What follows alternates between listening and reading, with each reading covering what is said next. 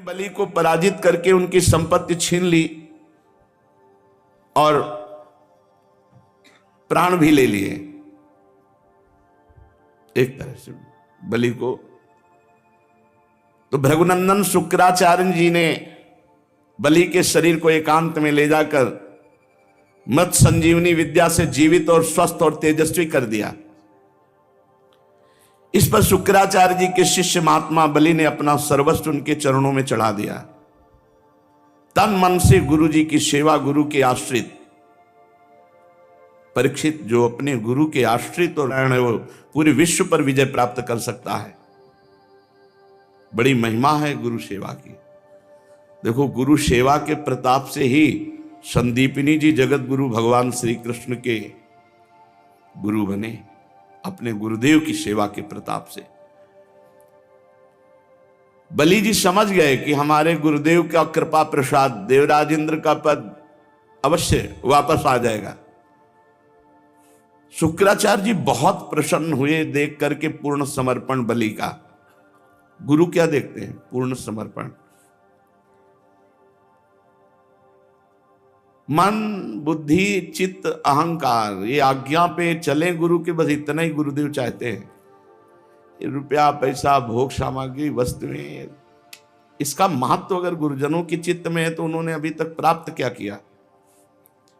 इससे थोड़ी खुश होते हैं कि नहीं, आप आज्ञा उल्लंघन करो, खूब हलवा पूड़ी खवाओ तो प्रसन्न थोड़ी होंगे। आज्ञा का पालन कर रहे हो, इसी से खुश हो जाते हैं। बलि का महाभिषेक विधि से अभिषेक कराकर विश्वजित नामक यज्ञ करवाया शुक्राचार्य जी ने। जब यज्ञ की विधि से हविष्यों के द्वारा अग्नि देवता की पूजा की गई तो यज्ञ कुंड में सोने की चद्दर से मढ़ा हुआ एक सुंदर रथ निकला। जब शुक्राचार्य जी ने यज्ञ करवाई तो बलि जी के सुरक्षा के लिए एक दिव्य रथ प्रकट हुआ और कवच और हरे रंग के घोड़े, सिंह के चिन्ह से युक्त रथ पर लगाने की ध्वजा। तो उन्होंने एक माला प्रदान की। अब प्रहलाद जी जैसे कृपा करें तो भला विजय क्यों नहीं हो जाएगी? गुरु शुक्राचार्य कृपालु, मंत्र बल से देवता अग्नि, उन्हीं से रथ प्रकट हुआ। प्रहलाद जी ने एक ऐसी माला दी जो कभी कुम्हलाए ना, और माला गले में पड़ी तो कोई पराजित नहीं कर सकता। शुक्राचार्य जी ने शंख दिया, पूरा स्वस्ति वाचन कराए। बलि जी ने प्रहलाद जी के चरणों में प्रणाम किया और भृगुवंशी गुरुदेव को दाहिने करके रथ पर सवार हुए, कवच धारण किया, अपने ऐश्वर्य बल से दैत्य सेनापतियों को साथ लिया, देवराज इंद्र पर चढ़ाई कर दी। ऐसा लग रहा था मानो आकाश को पी जाएंगे, क्षितिज को भस्म कर देंगे। बहुत बड़ी सेना अंतरिक्ष को कपाते हुए अमरावती पर चढ़ाई कर दी, देवराज इंद्र के महल पर। जे भी राजधानी अमरावती देवताओं की दैत्यों ने घेर ली। अब तो विश्वकर्मा का बनाया हुआ दिव्य सब स्थान नष्ट भ्रष्ट करने लगे दैत्यजन। देवांगनाएं भागने लगी। अमरावती इतनी मनोहर थी मानो त्रिभुवन की सुंदरता वहां एकत्रित की गई हो। इंद्र ने देखा कि बलि के सामने टिकना असंभव, क्योंकि उनके ऊपर गुरु कृपा है। तो अपने गुरु बृहस्पति जी के पास गए, उनसे बोले, भगवान इस बार तो ऐसी शक्ति दिखाई दे रही कि जीत पाना कठिन है। मैं देखता हूं कि बलि को कोई रोक ही नहीं सकता, ऐसे प्रलयंकारी आग की तरह बढ़ता चला आ रहा है। आप कृपा करके बताइए कि मेरे शत्रु की इतनी जल्दी इतनी बढ़ती कैसे हो गई और इसे कैसे दबाया जा सकता है। देवगुरु बृहस्पति ने कहा, इंद्र मैं तुम्हारे शत्रु बलि की उन्नति का कारण जानता हूं, उसने अपने गुरुदेव को रिझा लिया है। शुक्राचार्य जी ने अपने शिष्य बलि को महान तेज शक्ति का खजाना बना दिया। इस समय सर्वशक्तिमान भगवान के सिवा काल की भी ताकत नहीं कि बलि को पराजित कर सके, केवल भगवान। इसलिए तुम बिना लड़े भागो, बृहस्पति जी ने सलाह दी, और जाओ त्रिभुवन में कहीं भी छुप जाओ, भागो, सब खाली करो अमरावती। युद्ध नहीं, कोई नहीं जीत सकता बलि से। प्रतीक्षा करो भगवान की कृपा की। इस समय शुक्राचार्य के तेज से बलि की उत्तरोत्तर वृद्धि हो गई है, और जब इन्हीं शुक्राचार्य जी का यह तिरस्कार करेगा तब ये पराजित हो सकता है, अन्यथा नहीं।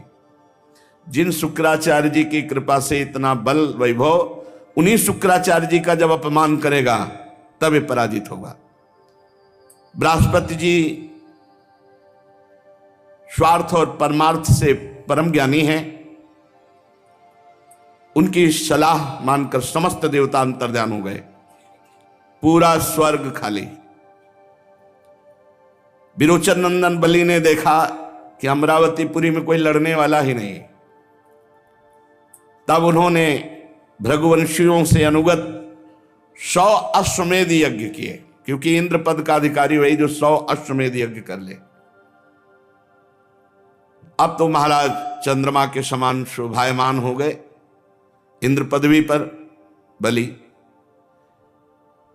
गुरुदेव की कृपा से प्राप्त समृद्ध राजलक्ष्मी को बड़ी उदारता से उपभोग करने लगे और अपने को कृतकृत्य मानने लगे। जब देवता भाग कर छिप गए, स्वर्ग का अधिकार छीन गया, तो देव माता अदिति बड़ा दुख हुआ। अपने पुत्रों की दुर्दशा देखकर बहुत दुखी हुई। परम प्रभावशाली अपने पति कश्यप मुनि की जब समाधि टूटी तो उनके चरणों में प्रणाम किया, तो उन्होंने कहा सब शांति है, सब सुख है। अदिति जी ने विधि पूर्वक पूजन किया और कहा प्रभु काल विपरीत है, कोई भी हमारा पुत्र सुख पूर्वक नहीं है, सब भागे घूम रहे त्रिभुवन में छुपे हुए। इस समय अमरावती पर बलि का अधिकार है, हमारा कुटुंब पूरा उजड़ गया, हमारे प्रियजन सब उद्विग्न हैं। भगवान बस आपके सामने दासी यही कुशलता वर्णन कर रही है। मैंने आज तक कभी किसी का तिरस्कार नहीं किया, इसीलिए मैं देव माता कही जाती हूं।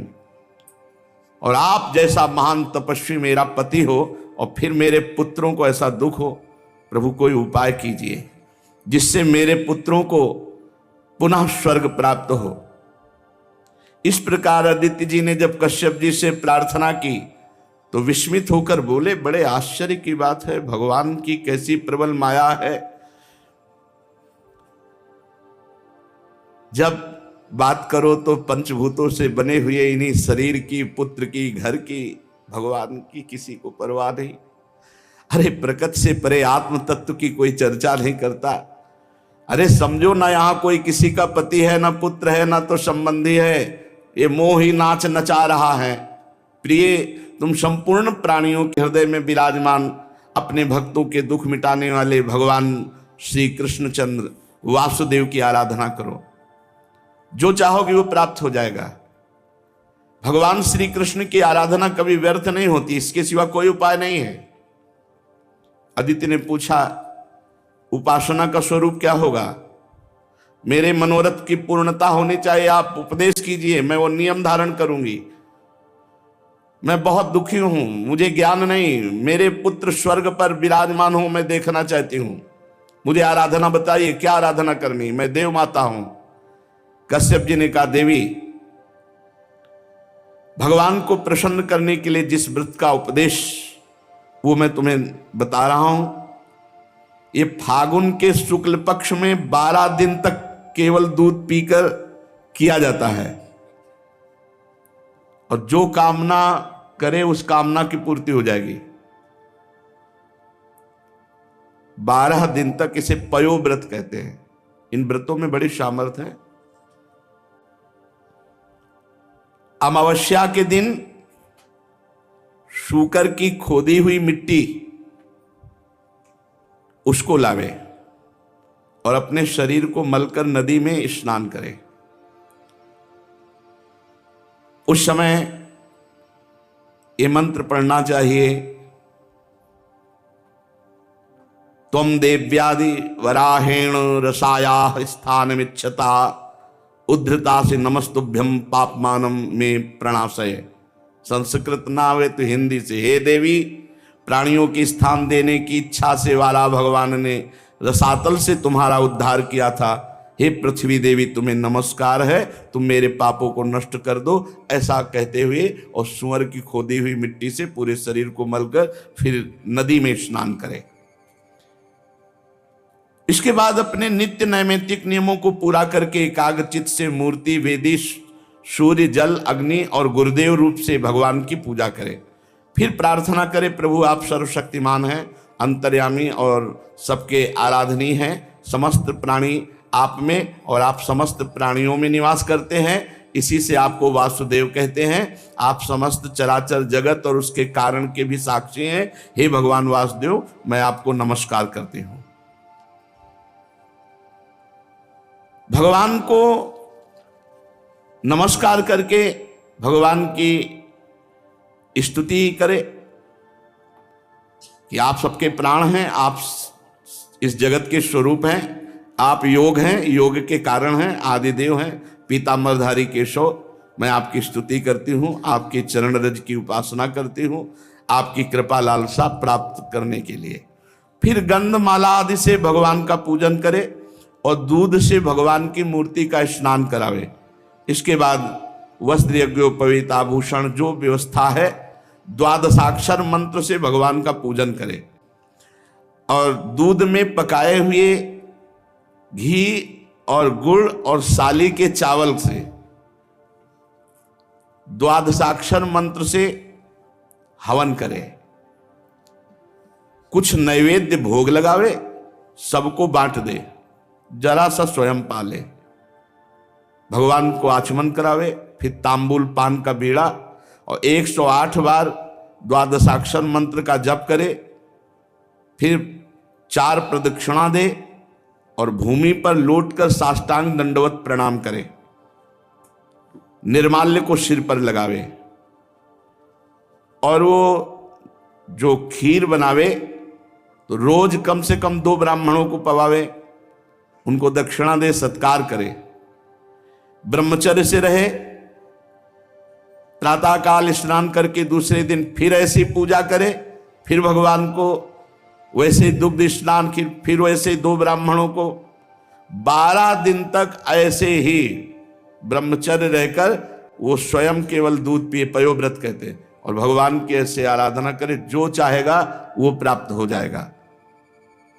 ये फाल्गुन शुक्ल प्रतिपदा से लेकर त्रयोदशी पर्यंत ब्रह्मचर्य से रहे, भूमि पर शयन करे, 3 समय स्नान करे, झूठ न बोले, पापी आदमी से बात न करे और पाप की बात न करे, और छोटे बड़े सब भोगों का त्याग कर बिल्कुल ऐसे ही रहे जैसे संत, किसी भी प्राणी को कष्ट न पहुंचावे, भगवान की आराधना करे। तो ये बहुत कम समय में 12 दिन में ये पयोव्रत रखने वाला जो कामना करेगा उसकी पूर्ति हो जाएगी। अत्यंत एकाग्रचित होकर के इसकी आराधना करना चाहिए। पयोव्रत, इसका नाम पयोव्रत है। ब्रह्मा जी ने मुझे बताया था, मैंने तुम्हें बता दिया। देवी तुम भाग्यवती हो, तुम इसको कर सकती हो। कल्याणी, भगवान को संतुष्ट करने वाला ये सर्व पयोव्रत है जिससे भगवान प्रसन्न होते हैं। परीक्षित अपने पतिदेव महर्षि कश्यप जी का उपदेश प्राप्त करके अदिति ने सावधानी से 12 दिन तक पयोव्रत का अनुष्ठान किया। जे ही पूरा व्रत हुआ तो सामने देखा भगवान प्रकट हो गए। अच्छा, भगवान जब प्रकट हुए तो चाहे देवकी वसुदेव जी के सामने या यहां इस समय अवतार ले रहे हैं, तो पहले चतुर्भुज रूप में प्रकट होते हैं और फिर भगवान जो अवतार लेना चाहते हैं वो रूप धारण करते हैं। तो यहां भी शंख, चक्र, गदा, पद्म धारण किए हुए सामने प्रकट हो गए। अदिति जी तो विकल हो गई और प्रेम विह्वल होकर पृथ्वी पर लौटकर साष्टांग दंडवत प्रणाम किया। फिर उठकर हाथ जोड़कर भगवान की स्तुति करने की चेष्टा की, परंतु इतना आनंद, इतने आंसू की बोल न सकी। सारा शरीर पुलकित हो गया और आनंद उल्लास के साथ कंपायमान शरीर चुपचाप खड़े हैं। परीक्षित, यज्ञेश्वर भगवान श्री हरि देख रहे थे। माता अदिति धीरे धीरे साहस करती कि भगवान का कुछ स्तवन करें, पर स्थिति इतनी प्रेम विकल है। फिर हिम्मत की और लड़खड़ाए हुए शब्दों में कहा, आप यज्ञ के स्वामी हैं, स्वयं यज्ञ हैं, आप अच्युत हैं। आपके चरण कमलों का आश्रय लेकर घोर पापी भी भव समुद्र से तर जाता है। आपके नाम का कीर्तन, नाम का श्रवण ये संसार से तारने वाला है। आपके नामों के श्रवण मात्र से परम कल्याण हो जाता है। हे आदि पुरुष, हम आपकी शरण में हैं। सारी विपत्तियों का आप नाश करने वाले हैं। हे स्वामी, आप हमारा कल्याण कीजिए। भगवान ने कहा, देवताओं की जननी, मैं तुम्हारी अभिलाषा को जानता हूं। शत्रुओं ने तुम्हारे पुत्रों की संपत्ति छीन ली है, स्वर्ग से खदेड़ दिया है। तुम चाहती हो कि युद्ध में तुम्हारे पुत्र उन मत वाले बलि असुरों को जीतकर विजय लक्ष्मी प्राप्त करें, इसीलिए तो आराधना किया है ना। तुम्हारे पुत्र धन समृद्धि से युक्त हो जाएं और जैसे विराजमान थे पहले स्वर्ग में वैसे ही आनंद हो जाए। तो देवी, ये तो नहीं हो सकता। असुर सेनापतियों को जीता नहीं जा सकता, ऐसा मेरा निश्चय है, क्योंकि ईश्वर और गुरु उनके अनुकूल हैं। लड़ाई नहीं की जा सकती, पर मुझे प्रसन्न कर लेना व्यर्थ भी नहीं जाता। इसलिए मैं तुम्हारे लिए तुम्हारा पुत्र बनकर जाऊंगा और जाकर के उनसे मांगूंगा। लड़ाई तो नहीं हो सकती, मांग करके भिक्षा रूप में फिर तुम्हें देंगे।